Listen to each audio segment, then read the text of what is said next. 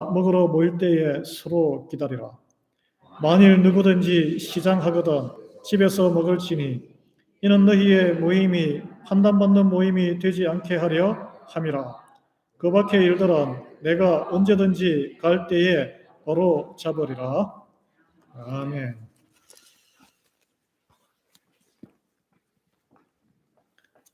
이 사람이 친해지는 방법이 나라마다 조금씩 문화가 좀 다른 것 같아요. 제가 한번 생각해 보니까 미국인들은 운동을 함께 하면서 또는 풋볼 경기를 함께 보면서 좀 서먹한 관계를 친해지는 것 같습니다. 우리 애들도 보니까 농구를 또 하고 나이 드신 분들은 뭐 골프를 한다든지 그러지 않습니까? 일본인들은 차를 같이 이렇게 마시면서 관계를 트고 러시아인들은 보드카 술을 마시고 독일인들은 생맥주를 그렇게 맥주를 많이 마신다 그래요.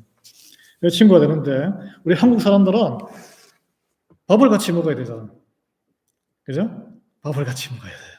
그래서 언제 밥 한번 먹자고 내가 밥 한번 살게 이 말은 당신하고 한번 친해지고 싶습니다. 이 말씀이에요. 한국인에게 우리 함께 밥 먹는 것은 친밀한 관계. 이제 당신하고 나는 신경 안 쓰는 관계가 아니고 한번 친해보자 이런 뜻입니다. 예수님 그 시대 당시에도 유대인들도 누군가와 식사를 하는 것, 그 사람과의 인간관계를 맺는 뜻이었습니다. 밥 먹는 장면이 굉장히 많이 나와요. 복음서에 보면. 여러분 그러나 우리는 알듯이 하나님의 나라가 먹고 마시는 데 있지 않다는 그런 말씀이 갑자기 기억이 나시죠. 예. 그래서 우리는 혈과 육으로 이루어진 몸을 가지고 이 땅에 살아가기 때문에 한 밥상에서 밥을 먹고 교제하는 것은 중요한 일입니다. 이 성찬도 이 먹는 거잖아요. 예배 중에 유일하게 먹는 것이 허락한 것이 이 주의 만찬 성찬식입니다. 예. 이 먹는 것이 중요한 것이 아니고 사실은 그 안에 이루어지는 사랑과 섬김의 교제, 그럼으로써 일치되는 것, 한 마음과 한 몸을 이루는 것이 더 중요한 것이에요. 여러분 우리는 세상 속에서 살고 있습니다. 그렇지만 세상에 속하지 않은 사람입니다. 그걸 거룩이라 그래요. 예. 그런 사람들이 모인 곳이 교회 공동체입니다. 교회에서도 함께 먹는 자리가 있습니다. 여러분 끝나시고 오늘도 저 핫도그하고 이렇게 준비했는데 드시고 교제하십시오. 친교가 있지만 예배 가운데에 먹는 유일한 것이 성찬식이에요. 성경에서는 떡을 떼고 잔을 나눈다고 했는데 빵과 원래는 포도주 술을 마시는데 이제 포도 주스를 같이 어차피 포도에서 나왔으니까 빨간 포도주와 포도주스를 나누어 마시면서 예수님의 살이요 예수님의 피라고 이렇게 선포를 하지요. 그래서 초대교회에 처음에 모여서 할 때는 사람들이 수군거리고 로마 당국에서 의심을 했어요. 아니 이 사람들이 모여서 사람의 살과 피를 마셔 식인 습관 이상한 종교단체다. 그 오해도 받기도 했습니다. 이 성찬은 예수님이 잡히시던 날 그 마지막 저녁 식사 유월절을 준비하면서 그 유대인들의 그 어린 양 그 대속의 의미를 새기면서 하나님의 구원을 새기면서 마지막 저녁 식사를 나눴잖아요. 거기에서 명령하신 말씀에 근거했기 때문에 주님의 만찬, Lord's Supper, 주님의 함께하신 저녁 식사, 최후의 만찬이라고 불리는 이 성찬식이 그리스도 안에서 하나님의 자녀가 된 저와 여러분 모든 성도들이 이 교제하면서 하나됨을 체험하는 의식이에요. 의식. 가톨릭에서는 그걸 하면은 그것이 그 빵이 예수님의 살로 변하고 포도주가 예수님의 피로 변한다는 그런 주장, 그거는 다 거짓말이고 이건 하나의 상징적인 의식입니다, 여러분. 예, 그거 아시고 어떻게 보면은 이 성찬식도 간편한 식사예요. 먹는 거기 때문에. 그래서 우리가 함께 믿음으로 먹음으로써 예수님과의 관계를 다시 기억하고 확인하는 것입니다. 오늘 본문의 26절에 보면 이 성찬식의 의미를 사도 바울이 이렇게 간단하게 요약하고 있습니다. 그러므로 제가 읽어드릴게요. 그러므로 이 떡을 먹고 이 잔을 마실 때마다 주의 죽으심을 그가 오실 때까지 선포하는 것이다. 세 가지 들어있죠. 주의 죽으심을 기억하는 것이고, 주님께서 다시 오신다는 것을 우리가 또 믿는 것이고, 그것을 선포하는 거예요. 여러분, 전통적으로 이 성찬식은 빵 하나를 가지고 예배에 참여한 모든 이들이 조금씩 떼어서 나누어 먹습니다. 그런 식사는 없잖아요. 풍부하게 빵 여러 개를 나누어 먹죠. 빵 하나로 나눠 먹습니다. 빵이 조금씩 찢겨져 나가는 것을 보면서 예수님의 그 한 몸, 예수님이 몸이 찢겨져 나가는 것을 우리가 기억하게 되는 것이죠. 그리고 한 항아리, 옛날에 항아리 이렇게 홍우리처럼 한 병에 담긴 포도주, 붉은 포도주를 다 같이 많은 사람들이 나눠 먹어요. 마셔요. 한 몸에서, 예수님의 몸에서 흘러나온 자기가 따로, 나는 좋아하는 포도주가 따로 있어 브랜드가 해서 따로 먹는 게 아니에요. 네. 그 십자가에서 흘리신 피를 기억하는 것입니다. 그래서 성찬을 나눌 때마다 십자가에서 죽으신 예수님을 우리가 다시 체험하는 것이고, 그 죽음이 나의 죄를 대신해서 갚으신 죽음으로 성취된 구원의 은혜를 기억하는 거예요. 그래서 다시 오실 때까지 이걸 계속 신앙 있는 믿음의 공동체는 반복한다는 거예요. 그러지 않으면 우리가 잊어버립니다. 우리의 정체성을 잊어버려 표류해요. 그러면서 또 예수님께서 약속하신 다시 오시겠다. 그 재림을 심판주로, 영원한 또 구원주로 다시 오시겠다는 것을 다시 기억하는 것이 이 성찬의 의미입니다. 예. 그래서 다시 오실 예수님을 기다리는 공동체가 교회다라는 것을 성찬을 통해서 우리가 확인하는 것입니다. 그런데 여러분, 이 성찬식은 하나의 예배에 이 그냥 하는 행위보다는 사실 더 본질적인 게 있어요. 더 본질적인 게. 그 의미를 알고 살아가는 것입니다. 살아가는 거예요. 우리가 아무리 예배 드리고 성찬식을 하면 뭐해요? 그 안에 의미를 깨닫지 못하고 그렇게 살지 못하면 아무 소용이 없는 것이죠. 그 뭐냐면 차별과 차이로 인해서 세상은 사회 계층으로 분열되어 있고 분리되어 있고 서로 무시하면서 아니면 무관심한 채 살아갑니다. 그런 인간관계가 서로 평등해지고 성김과 사랑으로 연합을 이루어서 서로가 서로에게 신경을 쓰고 그런 관계로 변화되는 공동체를 이루고 살아가는 거예요. 제가 봐서 이제 나는 빵 많이 먹을 거야. 나는 술 좋아하니까 술을 많이 마실 거야. 그게 아니라 오늘 전부 다 골고루 같은 분량으로 쫙 나눠서 먹습니다. 네. 그래서 분열에서 일치로, 갈등에서 조화로, 차별에서 섬김으로 변화된 모습을 살아가라고 이 성찬을 하는 거예요. 성경적인 용어로 말하자면 세상대로 살던 내가 죽고 그리스도의 새로운 나로 거듭나서 살아가라는 부르심이라는 거죠. 오늘 성경 본문에 보면 이 고린도 교회의 교인들이 이 주의 만찬, 교회 안에서 하는 것조차 성찬의 본래의 의미를 이루지 못하고 실패하는 모습을 볼 수 있습니다. 그래서 사도 바울한테 꾸지람을, 책망을 받고 있어요. 여러분, 초대 교회는 오늘날처럼 이렇게 주일날 모이고 이렇게 모이고 하지 않고 매일 모였어요. 매일. 그래서 모이기에 힘쓴 교회였습니다. 매일 일이 끝나면은 이제 그때는 교회가 어느 좀 넓은 집에 가정이었으니까 집에 모여서 예배드리고 성찬식하고 같이 식사하고 교제 나누고 오늘은 어땠니? 힘든 일 있었냐? 기도할 게 뭐냐? 이렇게 그렇게 살았어요. 매일 모여서. 그런데 오늘 17절에 보면 바울이 고린도 교회 교인들에게 충격적인 책망을 이렇게 선포합니다. 너희의 모임이 유익이 못되고 도리어 해롭다. 왜 모이니? 모여서 유익함이 있어야 되는데 도리어 해로운데 왜 모여?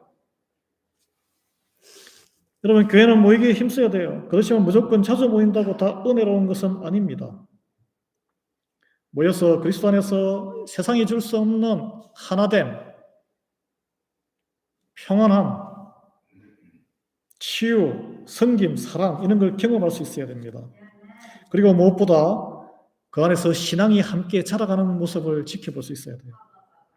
그런데 모이면은 저분 안 왔으면 좋겠는데 긴장이 흐르고 스트레스 받고 또 모이면은 세상 정보 교환하고 잡담하고 교회 뭐 이런저런 험담하고 그러면은 모임 자체가 유익하겠습니까? 아니면은 해롭겠습니까? 오늘 그걸 이야기하는 거예요, 지금 바울이. 예배도 마찬가지고 주님을 만나고 주님의 말씀을 듣는 데 집중하셔야 돼요. 주님과 지금 이 시간에도 찬양할 때나 말씀 들을 때나 우리가 기도할 때나 주님과 하나 되는 데 집중하셔야 돼요. 그리고 끝나고 교우들과 이렇게 친교할 때도 교우들과 하나가 되는 서로 사정을 물어보고 서로 내 사정도 이야기하고 그런 교제가 깊어지는 데 집중하셔야 됩니다. 예. 그런데 예배 와도 서로 긴장하고 불편하고 스트레스 받으면 예배 모임 자체가 해로운 것이죠. 고린도 교회에 이런 현상이 있었는데 이 한 몸을 이루고 서로 격려하고 예수님이 왜 돌아가셨나, 왜 죽으셨나를 생각하고 새기는 성찬의 그 먹는 것으로 인해서 분쟁이 발생했다라고 바울이 원인 분석을 하고 있습니다. 그리스도의 살과 피를 함께 먹고 마시는 성도들은 구원의 공동체인데 그 핵심은 성도 간의 연합이에요. 연합. 이렇게 오른손과 왼손이 따로 오는 게 아니고 같이 이렇게 같이 맞잡아서 연합 아시죠? 연합인데 이 성도 간의 연합을 이루기 위해서 예수님께서 주신 성만찬인데 그것으로 인해서 분열의 씨앗이 되어버린 거예요. 이게 얼마나 아이러니입니까? 당시에는 오늘처럼 예배 중에 상징적으로 빵과 포도주를 나눈 게 아니고 제가 말씀드렸듯이 저녁 식사와 함께 성찬을 같이 했습니다. 매일 모이니까 밥을 먹어야 되잖아요. 저녁밥. 예. 그래서 각자 우리처럼 주방이 따로 있는 게 아니고 미리 준비하는 게 아니고 각자 자기 음식을 다 가져와요. 예. 가져와서 같이 나눠 먹고 그거는 이제 애찬 식사라는 거고 성찬은 따로 있는데 근데 살아가는 형편이 다 다르잖아요. 좀 형편 좋으신 분들은 일을 딱 정해진 시간에 끝내고 첫 저녁에 올 수 있는데 그 당시에 노예들도 같은 성도들이 있었고 노동자들도 거기가 고린도가 큰 항구이기 때문에 부두 뭐 하역 노동자 있지 않았겠습니까? 일이 늦게 끝나죠. 늦게 오는 사람들도 있었다는 거예요. 늦게 와서 미처 자기들이 먹을 것조차 준비하지 못한 이들이 있었다. 오면은 근데 오늘 문제 보니까 먼저 온 사람들이 기다리지 못하고 배가 고프니까 자기들이 준비한 음식을 다 먹고 포도주도 마시고 술에 취해버린 거예요. 뒤늦게 온 사람들은 오니까 배는 고픈데 먹을 게 하나도 없는 상황이 벌어진 거예요. 예. 이게 이제 한 번, 두 번 그렇게 되니까 처음에는 뭐 좀 그럴 수 있지 했는데 기분 나쁜 일이 되고 분쟁의 요소가 되고 당이 지어지게 되었다는 거예요. 먼저 온 사람들은 자기들끼리 이렇게 교제하면서 그냥 그렇게 지내고 뒤늦게 온 사람들은 소외당하는 그런 그룹으로 나뉘게 됐다는 거예요. 이 바울은 22절에 이런 행위가 하나님의 교회를 업신여기고 빈궁한 자들을 부끄럽게 하는 일이라고 책망했습니다. 너희가 먹고 마실 집이 없느냐? 너희가 하나님의 교회를 업신여기고 빈궁한 자들을 부끄럽게 하느냐? 내가 너희에게 무슨 말을 하랴? 너희를 칭찬하랴? 이것으로 칭찬하지 않노라. 여러분, 처지가 다른 교우들을 배려하지 않는 모임은 주님을 기억하는 것이 아니고 예배가 아니란 거예요. 성찬식인 주의 만찬은 주님의 몸을 함께 먹고 주님의 피를 함께 마심으로 하나가 되어 살겠다는 고백입니다. 그런데 내 형편대로 내 편한 대로 따로 먹고 따로 마셔서 마심으로 취해버리고 그 형편에 못 맞추는 나중에 온 교인들은 무시해버리는 일이 고린도 교회의 이 사태, 주의 만찬을 행하고는 있지만 기본 정신이 심각하게 훼손됐다. 이렇게 바울은 보고 있습니다.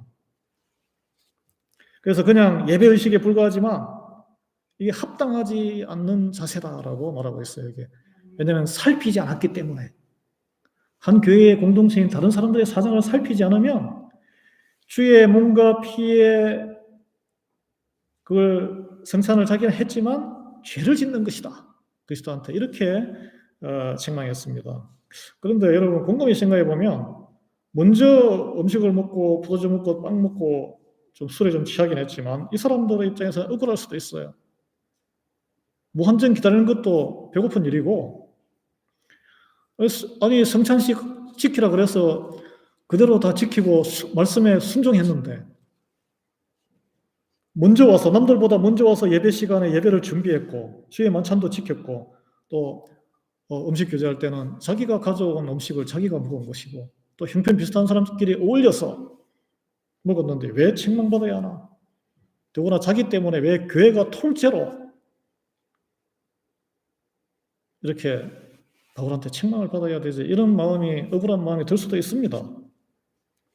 근데 왜 바울은 이걸 지적을 했을까요? 저는 그걸 오늘 한번 같이 나눠보고자 하는데 오늘 왜냐하면 성찬식을 하기 때문에 이 외형상으로는 이분들이 예수님의 명령에 순종했지만 주의 만찬 성찬을 하는 본질적인 이유인 성도 간의 연합을 이루는데 실패했기 때문에 그래요.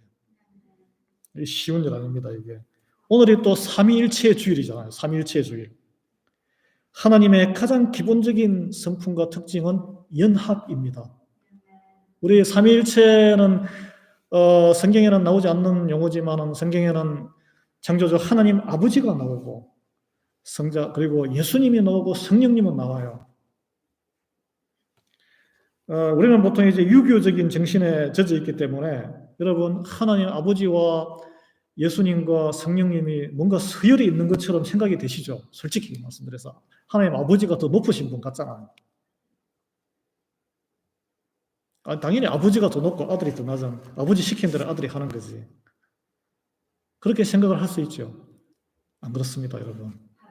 삼위일체 하나님은 한 분, 아니 다른 역할을 하고 다른 존재인데, 근데 같은 존재이고 창조주 하나님 아버지 그렇게 구약에 두려웠던 하나님 그리고 그렇게 나약하고 울고 우리와 같은 모습을 보였던 인간인 예수님 그리고 보이지 않고 위로하고 마치 어머니 성품 같은 성령님 여러분 동등한 관계입니다.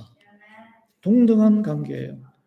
그리고 따로따로 역할이 서로 다르게 막 따로 이렇게 따로 국밥으로 움직이는 게 아니고 각 하나님과 예수님이 교통하시고 성령님이 또 그분들의 영이시고 서로 이걸 이제 서로 안에서 같이 산다 그러거든요. 우리말로는 이심전심.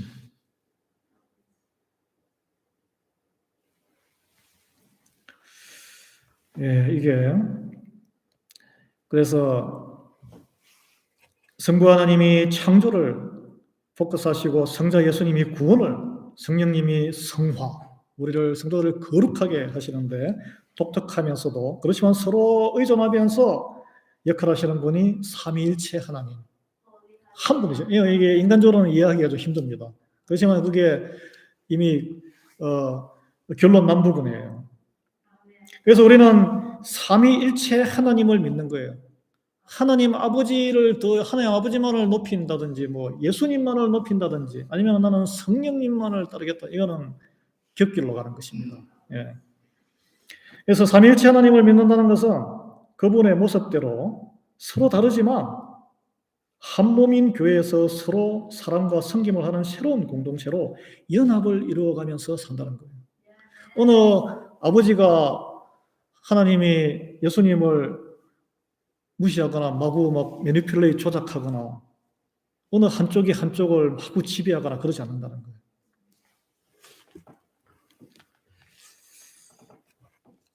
이 연합, 교회 안에서 함께 예배와 주의 만찬에 참여하는 다른 성도들, 연약한 성도들을 먼저 배려하는 것으로 드러나야 한다는 거예요. 이게 고린도 교회에 이야기하고 있는 바울의 지적입니다. 이 배려가 바로 희생적인 사랑의 표현이에요.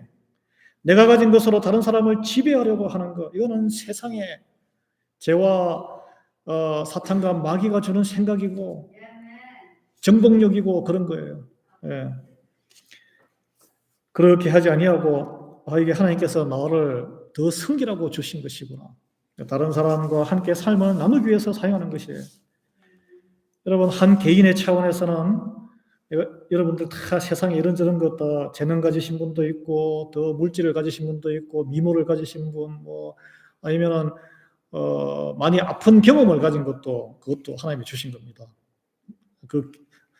이 신체적으로 아픈 경험을 하지 않으면 아픈 사람 사정을 몰라요. 그리고 홀로 외롭게 산 인생을 경험하시는 분도 하나님의 축복이 어떻게 보면. 왜냐하면 그 사정을 누가 알겠어요. 그분만이 알기 때문에 그런 사정에 아는 분을 위로하고 형편을 살필 수 있습니다. 예. 근데 그것을 나의 유익과 내가 잘났다라고 이걸 이용하느냐, 아니면은 그런 사람들을 섬기는 데 쓰느냐, 이 차이가 결정적인 차이가 되는 거죠. 이 고린도 교회들은 이 성찬의 진정한 의미를 잃어버린 거예요.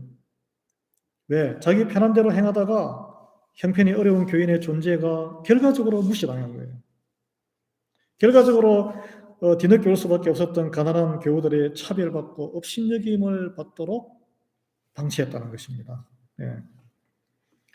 그래서 교회 안에서, 공동체 안에서 한 사람이라도 우리가 다 실수는 할 수 있지만 투명인간처럼 취급되거나 차별과 업신여김이 남아있으면 예수님은 헛되이 십자가에 못 박혀 죽으시게 합니다. 왜냐하면 교회의 모든 인간관계가 세상과 다를 바 없어요. 없다고 이렇게 느끼면 그건 문제가 있다는 거예요. 여러분, 오늘 미국인들 가운데 교회에 출산해서 공동체를 이루며 신앙생활하는 이들이 급격하게 줄어들고 있습니다. 저도 이제 여기 교회 바로 옆에 사는데 이웃들이 다 백인들, 이민자도 있지만 물어보면은 자기들 다 그리스도인이라 그래요. 어릴 때 교회 다녀. 근데 어디 너 교회 공동체 다니냐 했더니 안 다닌대요. 안 다녀. 교회 안 다니고. 그렇다고 해서 그분들이 특별하게 이웃에게 폐를 끼치거나 나쁜 짓 하지 않아요. 자기 마당 깨끗하게 잘 관리하고 그냥 남에게 폐 안 끼치고 내 편한 대로 사는 거예요. 선량한 시민이에요. 이게 잘못된 겁니까? 그렇지만 그것은 그리스도인의 삶은 아닙니다.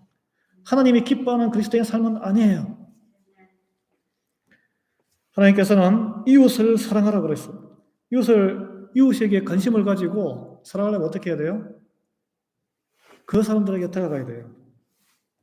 그리고 고아와 가부로 대변되는 연약한 이들을 찾아서 적극적으로 돌보라고 했어요. 이게 선을 적선하라는 게 아니고 그들과 한 공동체를 이루고 한 형제 자매가 되어서 한 몸을 이루고 그들의 인격과 존재를 나와 똑같이 하나님 앞에 동등하게 대우하라는 것입니다. 이게 이 성찬의 기본 의미예요. 여러분, 국가적인 차원도 마찬가지. 미국이 제일 잘 사는 나라, 지금 문명국가고 그런 반면에 여러분 비행기 타고 가면은 한 서너 시간 가면 중남미에 얼마나 가난합니까? 산간지에 가면은 맨 땅에 살고 전기도 없고 교회도 없고 마을 회관도 없고 하나님 말씀도 제대로 못 듣고, 근데 이런 현실을 뉴스도 보도 안 하고 미국 뉴스들이 알면서도 모른 채 하거나 또는 알고 싶어 하지 않는 사람들이 많습니다. 미국이 이 좋은 나라에 살면서. 왜냐하면 자기 삶이 너무 바쁘기 때문에 안주하면서 그러면서 자기들은 그리스도인이라 그래요. 하나님은 과연 이런 것을 기뻐하실까? 이것이 진정한 그리스도인일까? 예수님이 이것을 위해서 우리를 위해서 돌아가셨을까? 하나님이 기뻐하시는 그리스도인의 삶은 내 편한 대로 살아가는 게 아니란 거예요. 이 성찬식에 참여한 오늘 모든 성도들은 제가 봤을 때 각자 같은 분량의 떡과 잔을 나누어 마십니다. 오늘도 곧 이제 성찬식이 있는데 누가 2잔을 마시겠습니까? 누가 2인분의 빵을 드시겠습니까? 안 그래요. 모두가 각자 똑같은 것을 나누어 먹고 같은 분량을 먹습니다. 이 말은 그리스도 안에서 우리가 하나님의 부름받은 형제 자매들은 동등하게 존귀한 존재라는 거예요.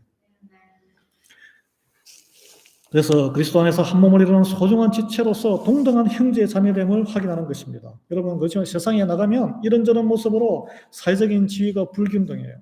울퉁불퉁했던 모든 것이 교회 안에서 여기서는 하나님의 자녀로 동등한 권리가 회복됩니다. 여러분, 부모가 자녀들이 어떤 자녀는 똑똑하고 공부 잘하고 또는 돈도 잘 벌고 뭐 스포츠도 잘하고 어떤 자녀는 뭐 좀 못나고 그래도 품 안에 있으면은 다 똑같이 귀하잖아요.